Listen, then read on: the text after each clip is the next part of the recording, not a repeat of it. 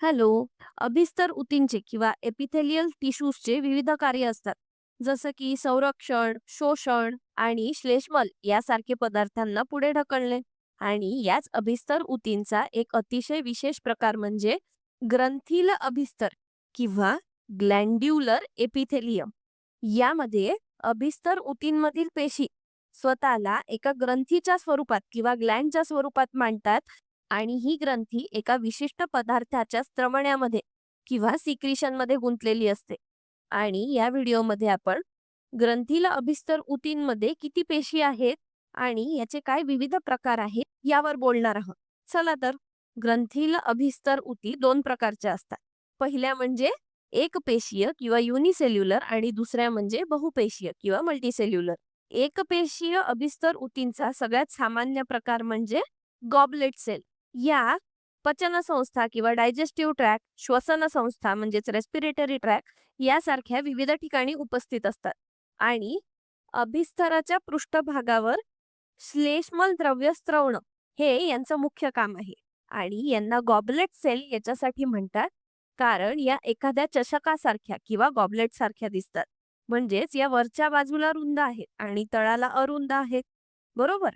आणि म्हणूनच यांना गॉबलेट सेल म्हणतात. त्या बहुपेशीय प्रकारचे ग्रंथील अभिस्तर अनेक पेशींनी बनलेले असतात. ठीक आहे. पुढे याच ग्रंथील अभिस्तराचं दुसऱ्या प्रकारे देखील वर्गीकरण केलं जाऊ शकतं. एक म्हणजे बाह्यस्त्रावी किंवा एक्झोक्राईन आणि दुसरं म्हणजे अंतःस्त्रावी किंवा एंडोक्राईन. चला या प्रकारांचा आपण सविस्तर अभ्यास करूया. या दोन्ही प्रकारच्या ग्रंथींची सुरुवात नियमित अभिस्तर ऊतींपासून होते. कोणत्याही अभिस्तर ऊतीमध्ये पृष्ठभाग किंवा सरफेस असतो, तर हाच या ऊतीचा पृष्ठभाग आहे. हा त्वचेवरील अभिस्तरावर असू शकतो किंवा पचनसंस्थेतील अस्तरावर असू शकतो किंवा हा श्वसन संस्थेमधील अभिस्तर ऊतींवर असू शकतो. ठीक आहे. तर हा या अभिस्तराचा पृष्ठभाग आहे. म्हणजेच अभिस्तराला नेहमी एक पृष्ठभाग असतो आणि त्याला एक आधारभूत भाग किंवा बेसल पार्ट देखील असतो. चला तर पुढे जाऊया. बाह्यस्त्रावी आणि अंतःस्त्रावी या दोन्ही प्रकारच्या ग्रंथील अभिस्तरांची सुरुवात नियमित अभिस्तरांपासून होते. आणि यानंतर काय होतं तर या पृष्ठभागापासून खालच्या दिशेला वाढू लागतात. म्हणजे ज्या बाजूला पृष्ठभाग नाही आहे त्यापासून आतल्या दिशेला वाढू लागतात. सुरुवातीला बाह्यस्त्रावी आणि अंतःस्त्रावी ग्रंथी एकसारख्याच दिसतात. या अधिक वाढायला लागतात आणि यांच्यामध्ये एक ग्रंथी तयार होते. ही अशी असते की याच्या आतमध्ये एक पोकळी असते जी एखाद्या नलिकेसारखी दिसते. ही गोष्ट बाह्यस्त्रावी आणि अंतःस्त्रावी या दोन्ही अभिस्तर ऊतींमध्ये होते आणि या पोकळीला वाहिनी किंवा डक्ट म्हणतात. आता ही पोकळी बाह्यस्त्रावी ग्रंथींमध्ये तशीच कायम राहते, तर अंतःस्त्रावी ग्रंथींमध्ये ती नाहीशी होते. पहिले आपण बाह्यस्त्रावी ग्रंथींवर लक्ष केंद्रित करूया. तर बाह्यस्त्रावी ग्रंथी या पोकळी किंवा वाहिनी असलेल्या ग्रंथी आहे आणि या पेशी पदार्थ स्त्रवण्याचे काम करतात. ग्रंथीच्या प्रकारानुसार त्या जो पदार्थ स्त्रवणं अपेक्षित आहे तो त्या स्त्रवतात आणि तो या पोकळीमध्ये जमा होतो आणि नंतर तो बाहेर पाठवला जातो. बाहेर म्हणजे हे कुठेही असू शकतं. जसं की त्वचा किंवा पचनसंस्था किंवा इतर कुठेही. आणि या ग्रंथी आपल्याला वेगवेगळ्या ठिकाणी आढळतात. म्हणजेच या ग्रंथी घाम स्त्रवतात आणि त्या ग्रंथी काही ठिकाणी तेल स्त्रवतात. त्यानंतर लाळ ग्रंथी आहेत ज्या आपल्या तोंडामध्ये लाळेचा स्त्राव करतात. आणि त्यानंतर पाचक रस स्त्रवणाऱ्या पाचक ग्रंथी आहेत ज्या आपल्या पचनसंस्थेमध्ये पाचक रसाचा स्त्राव करतात. आणि या सगळ्या गोष्टी विविध बाह्यस्त्रावी ग्रंथींद्वारे किंवा एक्झोक्राईन ग्लँड्सद्वारे केलं जातं. आता आपण येऊया अंतःस्त्रावी ग्रंथींकडे.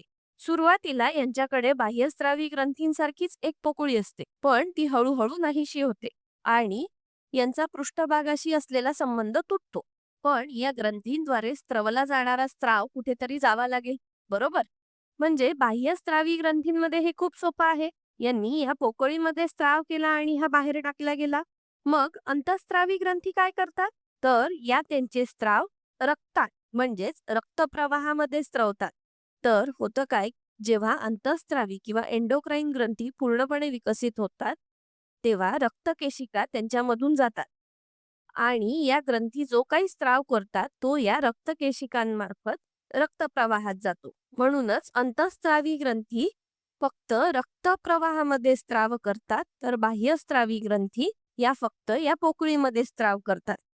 आता अंतःस्त्रावी ग्रंथींची काय उदाहरणं आहेत?